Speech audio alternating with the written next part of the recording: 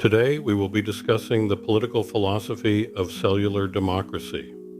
No, it's not voting using your phone. It's a bottom-up governance model that prioritizes local autonomy and direct citizen participation. Let's see how this idea developed and how it works in theory and in practice. Cellular democracy presents a radical departure from traditional top-down, centralized models of governance. It envisions a society where power resides not in distant capitals and bureaucratic institutions, but in the hands of individuals and their local communities. This bottom-up approach draws inspiration from diverse sources, including ancient Athenian democracy with its citizen assemblies, the Swiss model of direct democracy with its emphasis on referendums and cantonal autonomy, and even the anarchist philosophies of Pierre-Joseph Proudhon and Peter Kropotkin, who championed decentralized, self-governing communities. However, the modern articulation of cellular democracy is most closely associated with the work of Fred E. Foldvary, a geo-libertarian political economist.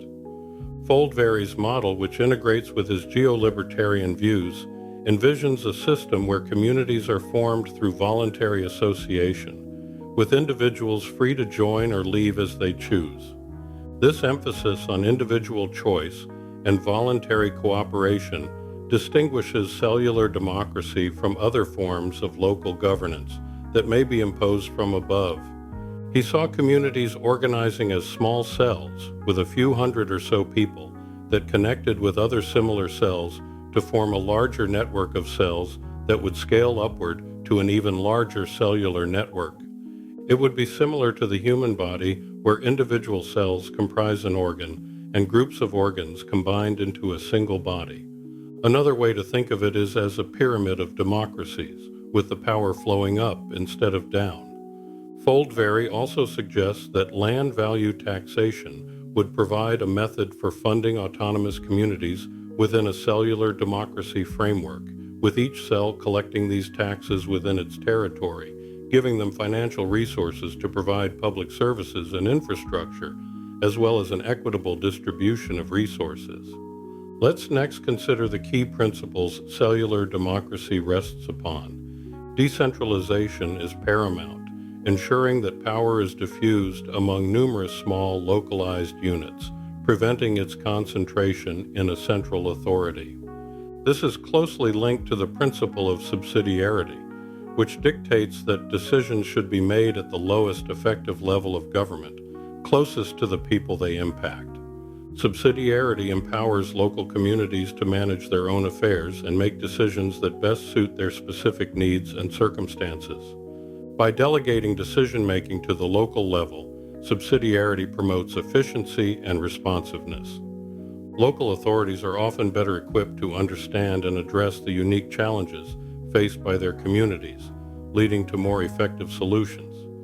Subsidiarity also acts as a safeguard against the concentration of power in a central authority by ensuring that power remains diffused throughout the system, preventing the emergence of an overbearing or tyrannical central government. Also, when decisions are made at the local level, it becomes easier for citizens to participate in the political process. This should develop a more engaged and active citizenry, strengthening the democratic foundations of the system. Another key concept is that cellular democracy champions voluntary association, enabling individuals to freely choose the communities they wish to belong to, fostering a sense of ownership and responsibility. This contrasts with traditional models, where individuals are often bound by geography or birth to a particular political unit. Also, cellular democracy, with its emphasis on voluntary association, connects well with social contract theory. Individuals voluntarily join and participate in communities, implicitly consenting to their rules and governance structures.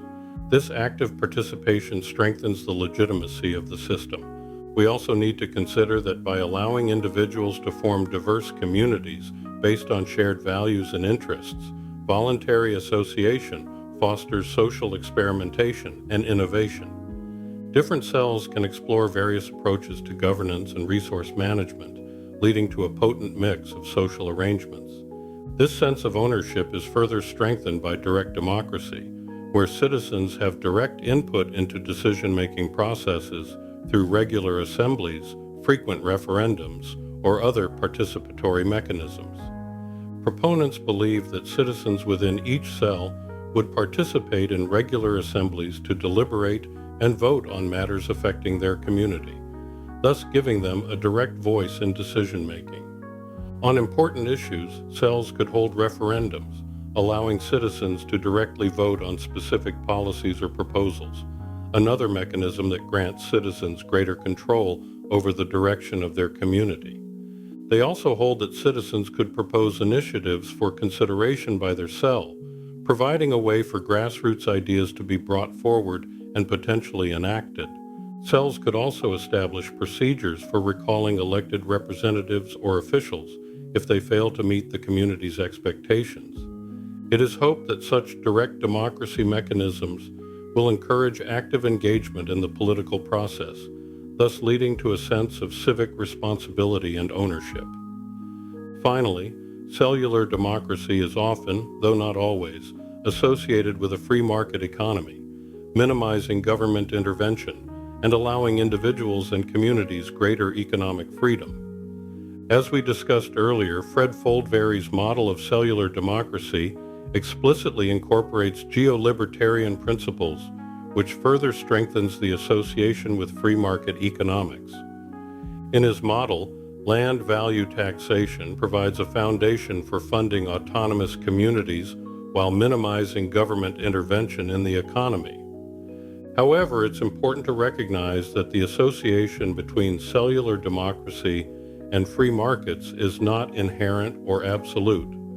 Some other proponents of cellular democracy have considered alternative economic models, such as cooperative economies or mixed economies with a greater role for government regulation.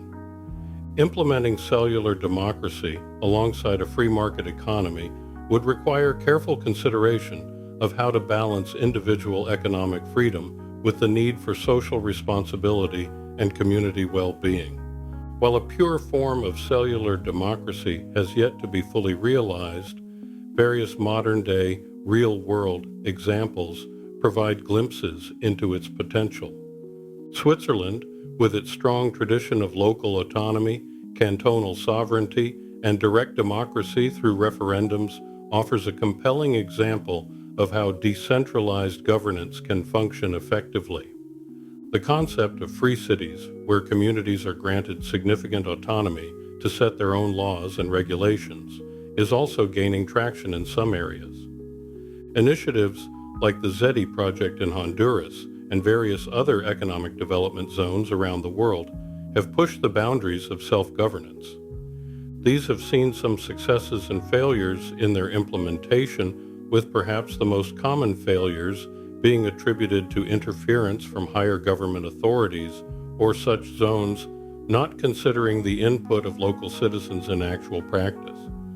Also, we should consider the numerous intentional communities around the world, such as eco-villages and co-housing projects, that embody some of the principles of cellular democracy through their emphasis on self-governance, voluntary association, and shared decision-making. As with any political philosophy, cellular democracy is not without its critics. There are concerns about potential inefficiency that could arise from the decentralized nature of the system. Critics argue that it could lead to duplication of effort, greater costs, lack of coordination, and difficulties in addressing large-scale challenges that transcend local boundaries. Another concern centers on the potential for inequality to be exacerbated. Wealthier cells with greater resources and autonomy might thrive at the expense of less affluent ones, creating disparities in living standards and opportunities. Along the same lines, the risk of tyranny of the majority also looms. In small homogeneous communities, minority groups might find themselves marginalized or oppressed, lacking the protections afforded by a larger, more diverse polity. If you've ever had to deal with an overly intrusive, unresponsive, and even aggressive homeowners association board, you might have seen how local control concept can go astray. Also, critics question the capacity of local communities to handle complex issues that require specialized knowledge and expertise. They argue that crucial decisions regarding areas like public health, environmental protection, and economic regulation demand a level of expertise that may be lacking at the local level.